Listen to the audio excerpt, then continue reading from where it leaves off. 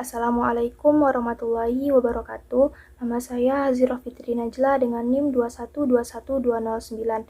Dalam video ini saya akan menjelaskan materi akhlak dari materi 7 sampai materi 13. Yang pertama materi 7 yang berjudul akhlak terhadap diri sendiri. Akhlak terhadap diri sendiri adalah sikap seseorang terhadap diri pribadinya, baik secara jasmani maupun rohani. Kita harus adil dalam memperlakukan diri kita dan jangan pernah memaksa diri kita melakukan sesuatu yang tidak baik atau bahkan membahayakan jiwa kita. Cara memelihara akhlak kepada diri sendiri diantaranya yang pertama yaitu istiqomah. Istiqomah adalah sikap teguh dalam mempertahankan keimanan. Yang kedua, sabar. Sabar adalah menahan diri dari segala sesuatu yang tidak baik karena mengharap ridha Allah. Yang ketiga, ifah. Ifah adalah menjauhkan diri dari segala sesuatu yang tidak baik dan memelihara kehormatan diri dari segala sesuatu yang akan merendahkan kita. Yang keempat, zuhud. Zuhud adalah meninggalkan kecondongan terhadap duniawi. Dalil akhlak terhadap diri sendiri terdapat dalam surah Hud ayat 112 yang berbunyi Bismillahirrahmanirrahim. Fastaqim kama umirta wa man taba ma'aka wala tatghaw innahu bima ta'maluna basir, yang artinya maka tetaplah kamu pada jalan yang benar sebagaimana diperintahkan kepadamu dan juga orang yang telah bertaubat beserta kamu, dan janganlah kamu melampaui batas. Sesungguhnya Dia Maha melihat apa yang kamu kerjakan. Materi yang ke-8 yaitu akhlak terhadap orang tua. Akhlak terhadap orang tua adalah akhlak yang sangat penting, hingga dosa dari berbuat durhaka kepada orang tua berada di tingkat kedua setelah dosa menyekutukan Allah. Di antara sebab-sebab seseorang durhaka kepada orang tuanya adalah bodoh dan tidak tahu keutamaan orang tua, dan juga pilih kasih di antara yang lainnya.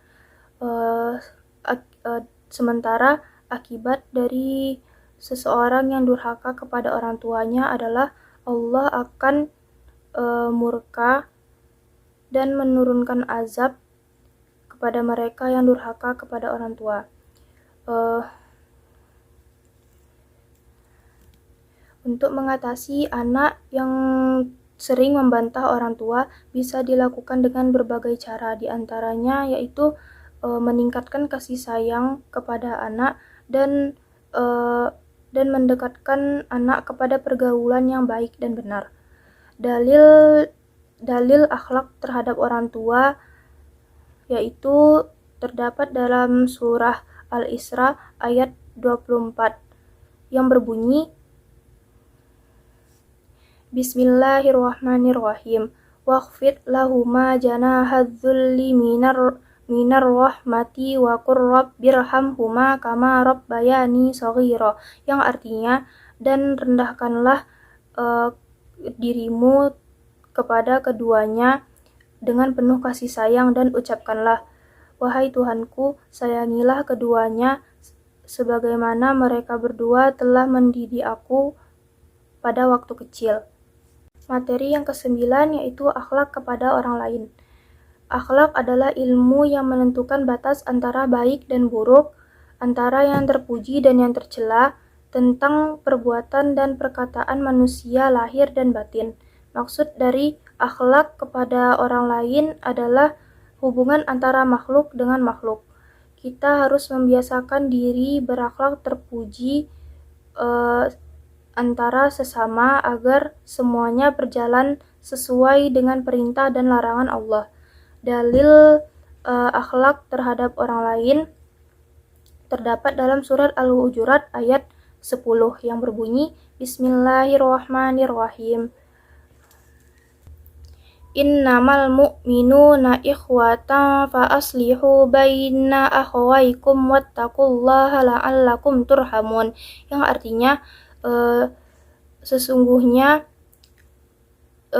orang-orang mukmin itu bersaudara. Karena itu damaikanlah antara saudaramu yang berselisih dan bertakwalah kepada Allah agar kamu mendapat rahmat. Materi yang ke-10 yaitu akhlak kepada lingkungan. Akhlak merupakan landasan penting dalam membangun peradaban manusia. Salah satu ciri dari tingginya peradaban manusia adalah penghargaan dan sikap arifnya dalam mengelola dan melestarikan lingkungan hidupnya. Manusia dan alam sesungguhnya merupakan sama-sama makhluk Allah yang mempunyai tugas mengabdi dan tunduk kepadanya. Kesediaan manusia memikul tanggung jawab mengelola alam bukanlah alat untuk menguasai alam dengan cara mengeksploitasi tanpa memikirkan kesetimbangannya.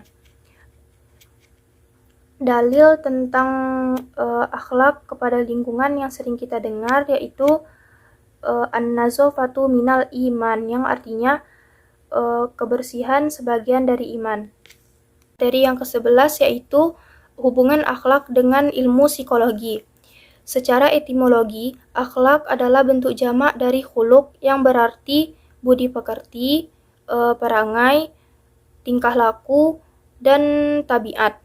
Sinonim dari kata akhlak adalah budi pekerti, tata krama, sopan santun, moral, dan etika. Sedangkan menurut istilah sebagaimana diungkapkan oleh Imam Al-Ghazali, akhlak adalah suatu bentuk naluri asli dalam jiwa seorang manusia yang dapat melahirkan suatu tindakan dan kelakuan dengan mudah tanpa memerlukan pemikiran dan pertimbangan, yang mana itu berhubungan dengan ilmu psikologi.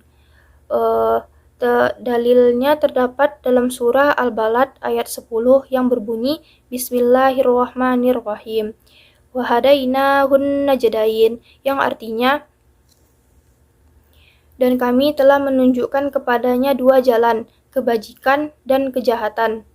Materi yang ke-12 yaitu hubungan akhlak dengan ilmu sosial. Ilmu akhlak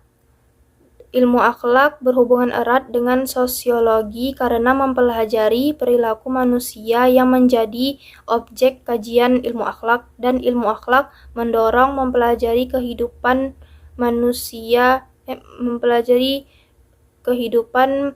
masyarakat yang menjadi pokok persoalan sosiologi. Manusia makhluk sosial karena bermasyarakat. Terlihatlah sisi tingkat rendah atau tingginya keadaan suatu masyarakat. Begitu pula ilmu akhlak memberikan gambaran kepada kita tentang bentuk masyarakat yang ideal mengenai perilaku manusia dalam bermasyarakat. Dalilnya terdapat dalam surat Al-Hujurat ayat 13. Materi yang ke-13 yaitu kedudukan akhlak dalam proses pendidikan. Dalam akhlak Islam, semua hal, kegiatan, ataupun pekerjaan memiliki aturan akhlak. Salah satunya akhlak dalam menuntut ilmu. Dengan demikian, selain adanya istilah akhlak pendidikan akhlak, ada juga istilah akhlak dalam pendidikan, karena secara garis besar pendidikan itu sama dengan menuntut ilmu ataupun belajar. Artinya agar bisa menyerap ilmu dan menerima pendidikan dari seorang guru, maka murid harus berperilaku baik terhadap guru dan membersihkan hati agar ilmu dan pendidikan bisa masuk ke dalam hati dan pikiran yang bersih terhadap sumber ilmu tersebut. Dalilnya yaitu tolabul ilmi faridotun ala kulli muslim, yang artinya menuntut ilmu adalah kewajiban bagi setiap muslim. Hadis riwayat Ibnu Majah. Sekianlah materi yang dapat saya sampaikan. Jika ada kekurangan, saya mohon maaf. Wassalamualaikum warahmatullahi wabarakatuh.